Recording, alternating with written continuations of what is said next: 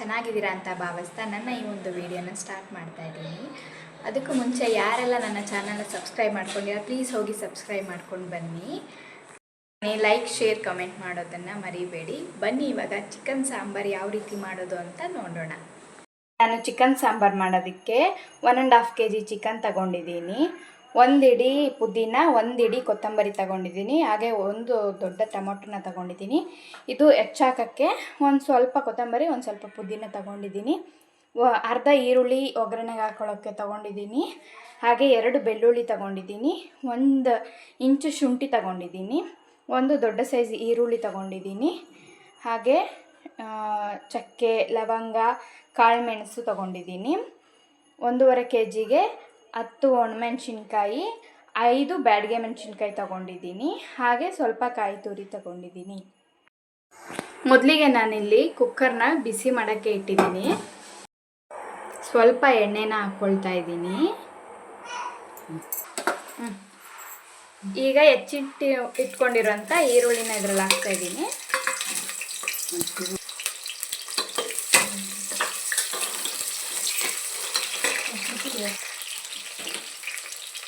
ಒಂದು ಸ್ವಲ್ಪ turmeric powder ಹಾಕ್ತಾ ಇದ್ದೀನಿ.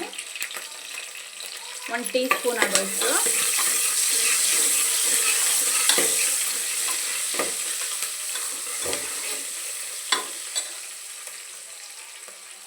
ಈಗ ತೊಳೆದಿಟ್ಕೊಂಡಿರೋಂತಹ ಚಿಕನ್ನ ಹಾಕ್ತಾ ಇದ್ದೀನಿ ಇದರೊಳಗಡೆ. 1.5 kg.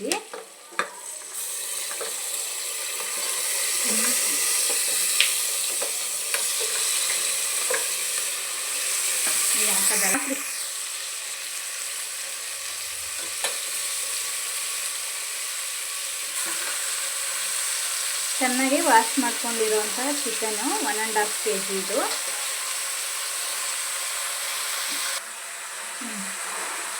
ಈಗ ಚಿಕನ್ಗೆ ಎಷ್ಟು ಬೇಕಾಗುತ್ತೋ ಅಷ್ಟು 1 ಇಡಿ ಉಪ್ಪನ್ನು ಸೇರಿಸ್ತಾ ಇದ್ದೀವಿ. ಇದು ಚೆನ್ನಾಗಿ ಎಣ್ಣೆ ಬಿಟ್ಕೊಳ್ಳೋವರೆಗೂ ಚೆನ್ನಾಗಿ ಬೇಯಿಸಬೇಕು ಈ ಚಿಕನ್ನ. ಈಗ ಚಿಕನ್ನ ಈ ಥರ ಕ್ಲೋಸ್ ಮಾಡಿ ಇಟ್ಬಿಡಬೇಕು. ಅದು ನೀರಂಶನೆಲ್ಲ ಹೀರ್ಕೊಂಡು ಎಣ್ಣೆ ಬಿಟ್ಕೊಳ್ಳೋವರೆಗೂ ಈ ಥರ ಮುಚ್ಚಿಟ್ಟಿರಬೇಕು. ಆವಾಗವಾಗ ತಿರುಗಿಸ್ಕೊಡ್ತಾ ಇರಬೇಕು. ಹಾಗೆ ಪಕ್ಕದಲ್ಲಿ ಮಸಾಲೆಗೆ ಬೇಕಾಗಿರುವಂಥ ಪದಾರ್ಥನ ಹುರ್ಕೊಳ್ಳೋಕ್ಕೆ ನಾನು ಬಾಣಲೆನ ಇಟ್ಕೊಂಡಿದ್ದೀನಿ. ಅದಕ್ಕೆ ಒಂದು ಸ್ವಲ್ಪ ಎಣ್ಣೆ ಹಾಕ್ಕೊಳ್ತಾ ಇದ್ದೀನಿ. ಎಣ್ಣೆ ಹಾಕ್ಕೊಂಡು ಈರುಳ್ಳಿ ಹಾಕ್ತಾಯಿದ್ದೀನಿ.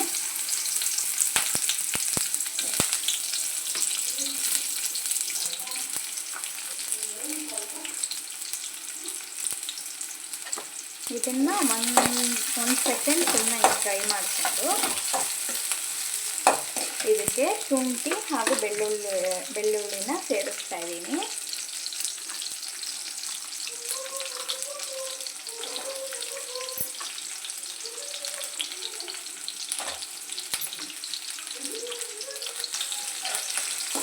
ಈಗ ಇದನ್ನು ಒಂದು ನಿಮಿಷ ಇದನ್ನು ಫ್ರೈ ಮಾಡ್ಕೋಬೇಕು ಎಣ್ಣೆಯಲ್ಲಿ. ಈಗ ಇದು 1 ನಿಮಿಷ ಫ್ರೈ ಆಗಿದೆ.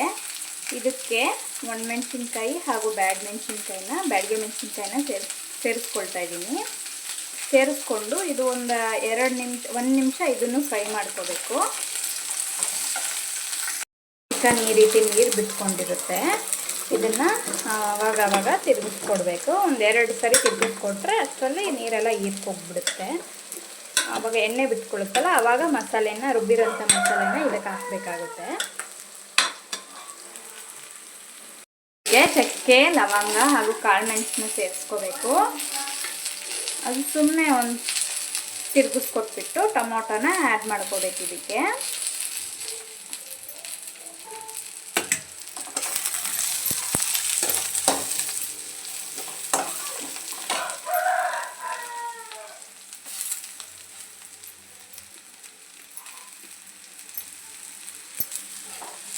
ಈಗ ಇದನ್ನು 1 ನಿಮಿಷ ಎಣ್ಣೆಯಲ್ಲಿ ಫ್ರೈ ಮಾಡ್ಕೋಬೇಕು.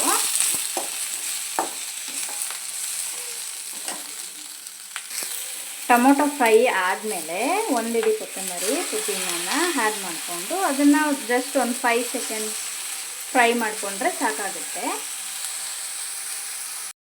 ಆರಿದ್ಮೇಲೆ ಹುರ್ಕೊಂಡಿರೋದನ್ನ ಜಾರಲ್ಲಿ ಹಾಕ್ಕೊಳ್ರಿ. ಚೂರಿನೂ ಇದಕ್ಕೆ ಆ್ಯಡ್ ಮಾಡ್ಕೊಂಡಿದ್ದೀವಿ. ಇದಕ್ಕೆ ಸ್ವಲ್ಪ ನೀರನ್ನ ಹಾಕ್ಕೊಂಡು ರುಬ್ಕೊಂಡು ಬರೋಣ ಬನ್ನಿ.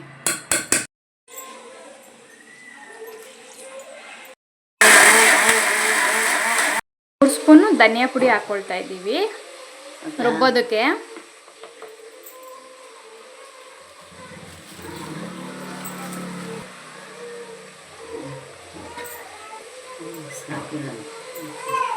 ಇದನ್ನ ರುಬ್ಕೊಳ್ಳೋಣ ಇವಾಗ ಸುಮ್ಮನೆ ಒಂದ್ಸರಿ.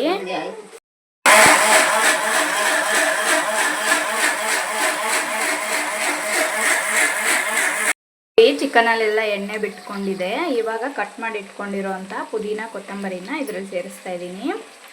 ಇದು 1-2 ನಿಮಿಷ ಫ್ರೈ ಆದಮೇಲೆ ನಾವು ರುಬ್ಬಿಟ್ಕೊಂಡಿರೋಂಥ ಮಸಾಲಾನ ಇದಕ್ಕೆ ಆ್ಯಡ್ ಮಾಡೋಣ. ಇವಾಗ 2 ನಿಮಿಷ ಆಗಿದೆ. ಇದಕ್ಕೆ ರುಬ್ಬಿಟ್ಕೊಂಡಿರೋಂಥ ಮಸಾಲೆನ ಸೇರಿಸ್ತಾ ಇದ್ದೀನಿ. ಮಸಾಲೆನ ಹಾಕ್ಬಿಟ್ಟು ತಿರುಗಿಸ್ಕೊಟ್ಟು 1 ನಿಮಿಷ ಬಿಡಬೇಕು. ಇದರಲ್ಲೂ 1 ನಿಮಿಷ ಕುದಿ ಬರೋವರೆಗೂ ಸುಮ್ಮನಿದ್ದು. ಈಗ ಮಸಾಲೆ ಕುದ್ದು ಎಲ್ಲ ಎಣ್ಣೆ ಬಿಟ್ಕೊಳ್ತಾ ಇದೆ. ಇವಾಗ ಒಂದ್ಸರಿ ತಿರುಗಿಸ್ಕೊಟ್ಟು ಇದಕ್ಕೆ ಎಷ್ಟು ಬೇಕಾಗುತ್ತೋ ಅಷ್ಟನ್ನು ನೀರು ಆ್ಯಡ್ ಮಾಡಬೇಕು.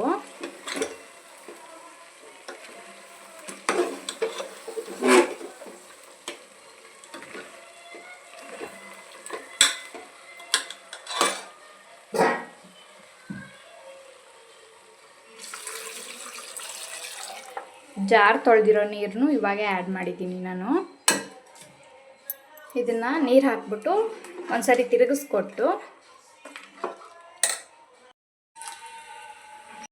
ಸಾಲ್ಟ್ ಕಡಿಮೆ ಆಗಿದ್ದರೆ ಸಾಲ್ಟ್ ಆ್ಯಡ್ ಮಾಡಿಕೊಂಡು ಈಗ ಲಾಸ್ಟಲ್ಲಿ ಮೊಟ್ಟೆ ಸರ ಆ್ಯಡ್ ಮಾಡ್ಕೊಳ್ಳೋಣ. ಇದನ್ನು ಹಾಕ್ಬಿಟ್ಟು ತಿರುಗಿಸ್ಕೊಡ್ಬಾರ್ದು. ಹಾಗೆ ಕುಕ್ಕರ್ ಮುಚ್ಚಳ ಕ್ಲೋಸ್ ಮಾಡಿಬಿಟ್ಟು 8 ವಿಜಿಲ್ ಓಡಿಸ್ಬೇಕು. ಆವಾಗ ಚಿಕನ್ ಚೆನ್ನಾಗಿ ಬೆಂದಿರುತ್ತೆ. ಇದು ಮೊಟ್ಟೆ ಕೋಳಿ ಆಗಿರೋದ್ರಿಂದ.